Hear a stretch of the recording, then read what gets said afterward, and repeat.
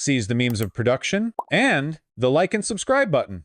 Well, I mean, look, you've got Alexandria Ocasio-Cortez doing webinars to explain to illegal immigrants how to evade ICE arrests. And then she tweeted out after something you said maybe she's going to be in trouble now. And she says maybe he can learn to read the Constitution would be a good place to start. AOC was explaining to people their rights. It's again, like, it's the most, like, at its essence, the most, like, anti-Constitution administration you could imagine.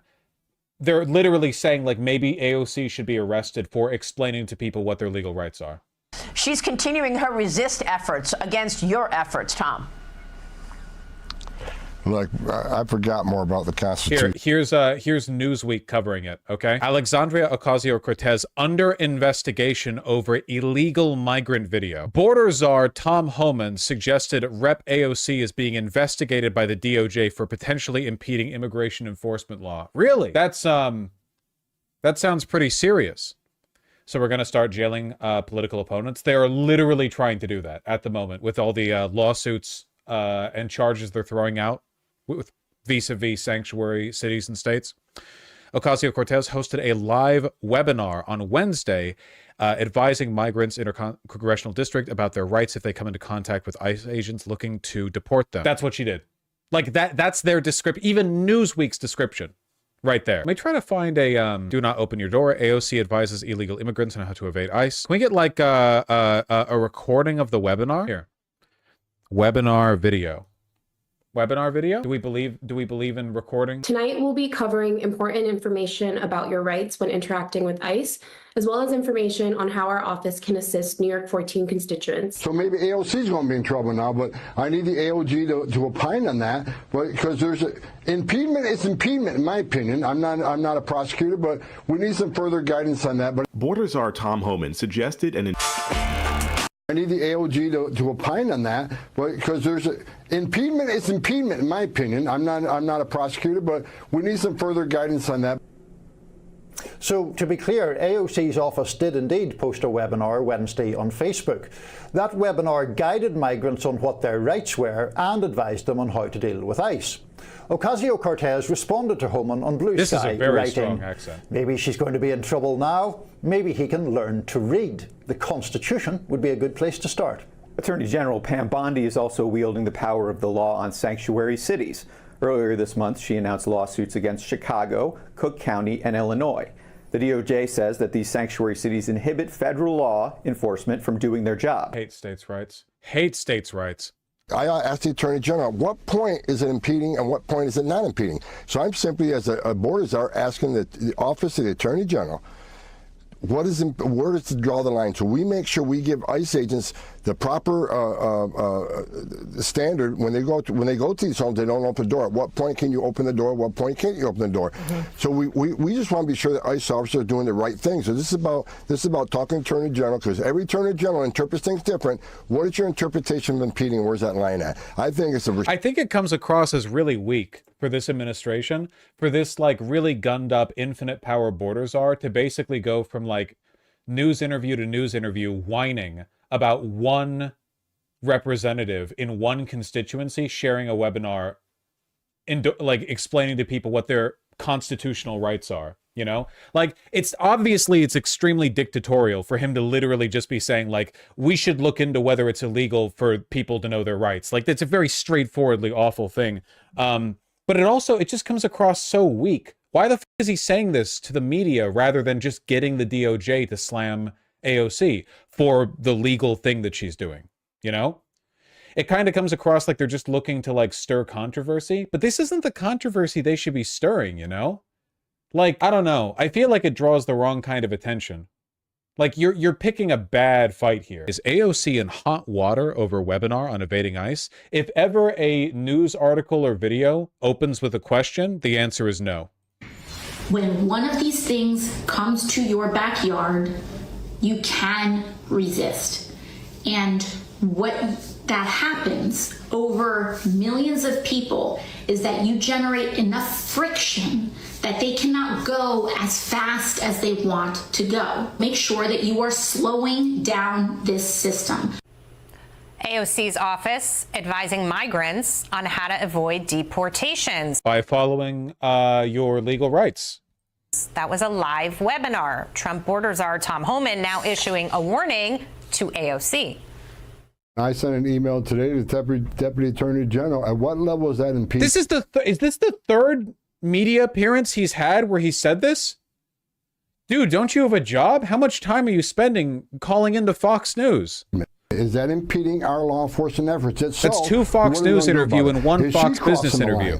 So at I'm minimum. working with the Department of Justice and finding out where is that line that they cross. So maybe AOC is going to be in trouble now. Sanctuary cities, they want to step aside. Step aside. We're coming. We're going to do it for you. If you don't want to make your community safer, President Trump's going to.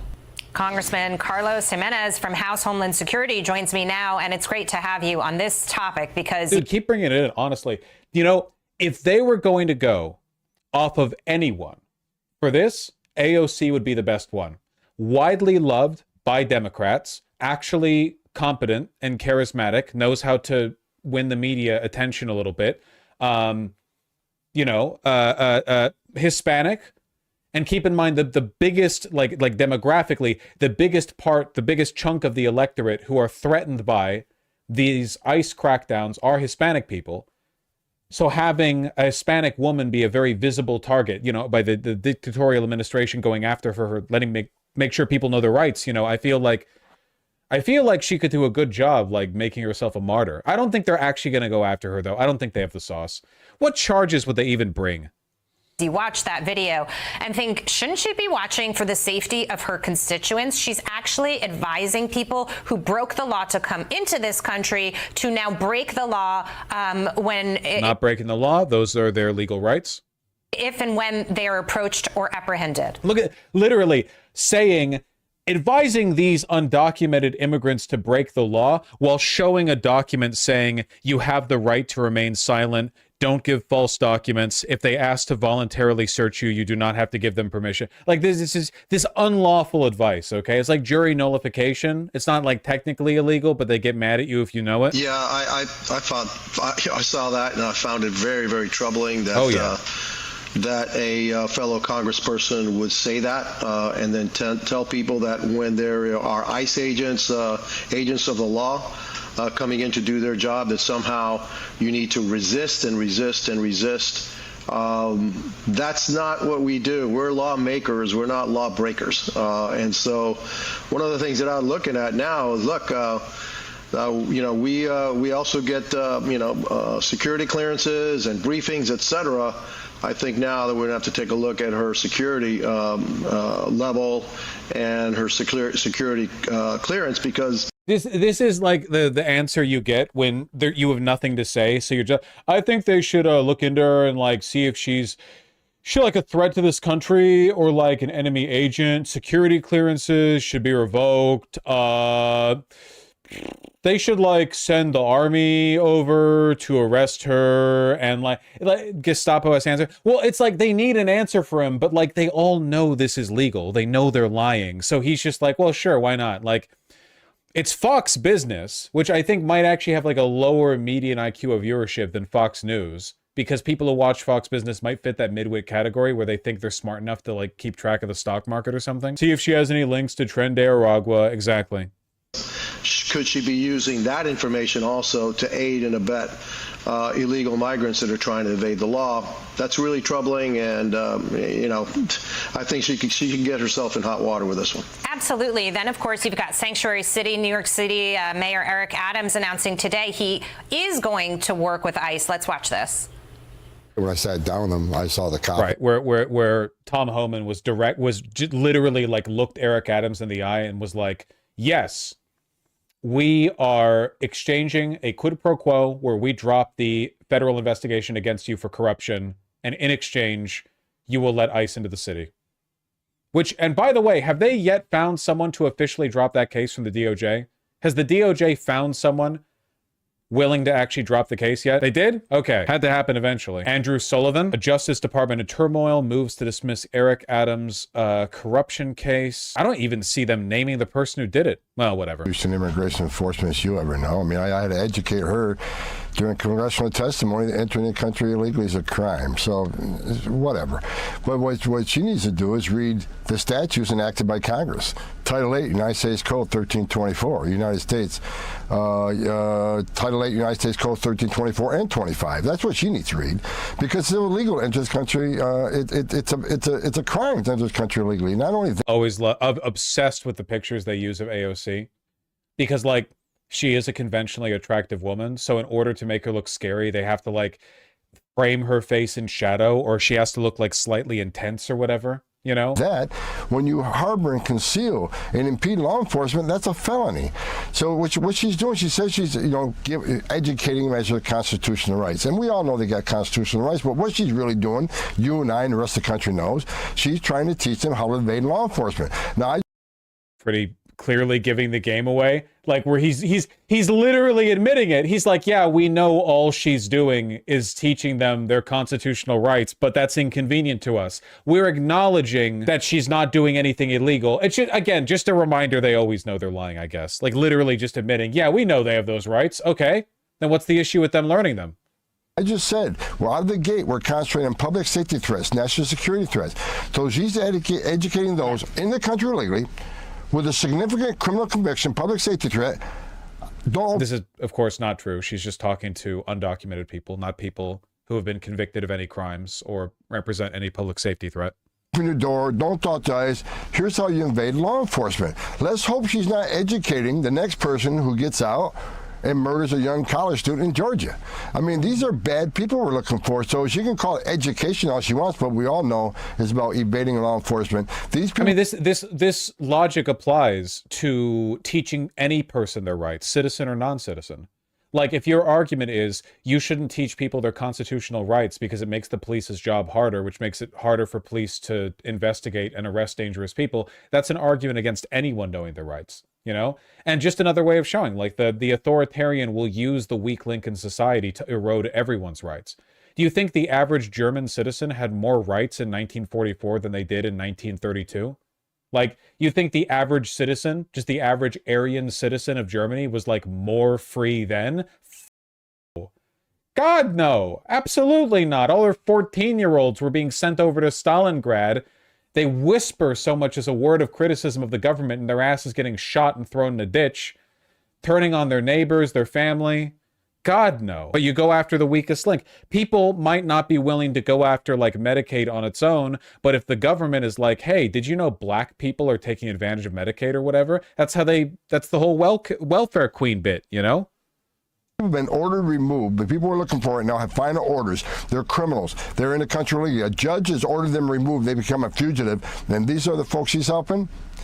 So I've asked the Department of Justice to look at this. Where is the line on impediment? Where does that fine line so we can instruct ICE officers what they can do when people don't open the doors or try to evade their arrest? So the constitutional rights that you acknowledge exist. Yeah.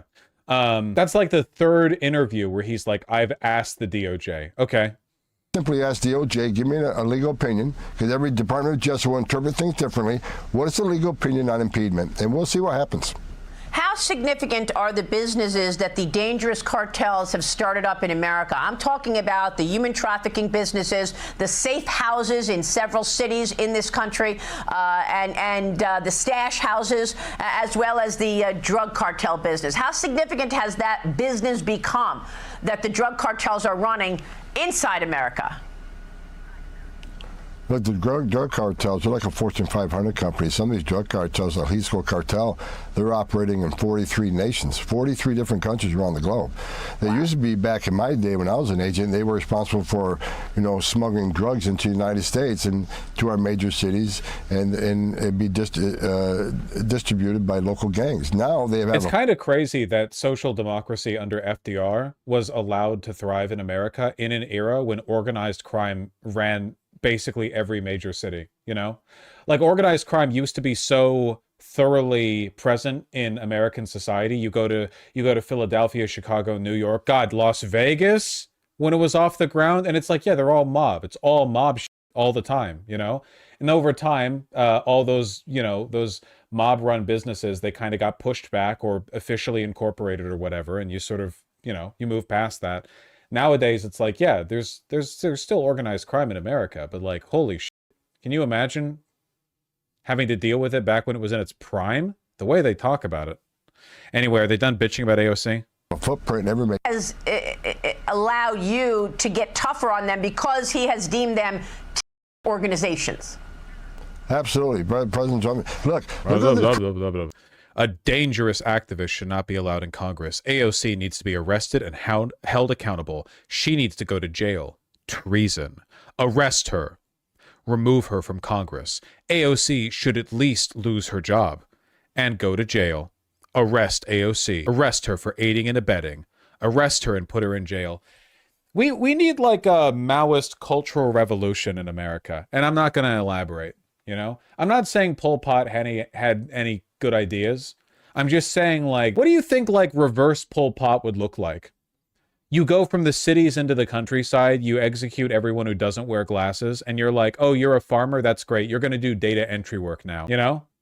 I think there's something to this a little bit. Then everyone starves again. It's Pol Pot. Of course, at the end, everyone starves. And you know these people are all free speech absolutists. This is the reason why, and you might remember this back when the culture war looked very different to how it does today. You might remember. This is the reason why I didn't engage with the free speech stuff that much. There were a bunch of people, liberals mostly, who were obsessed with doing the like free speech, oh, you're a hypocrite stuff back like from Gamergate through Trump's first administration. And I was always like, they don't believe it. They're all lying. None of them believe in free speech. You can't get them on hypocrisy. Their only belief is in their speech. Like, it's a waste of time to try to accost people for hypocrisy when they know they're lying. You have nothing to go after them on then. They're just going to smile at you. Literally just look at Elon Musk. It's the idiosyncrasy of fascism. You will have people who literally, one sentence to another, will say, we value freedom of speech and the left is tyrannical trying to take it away. And every judge, every activist, every politician who goes against us should be silenced. Like, literally, like in the same... And then you're like, well, isn't that ironic?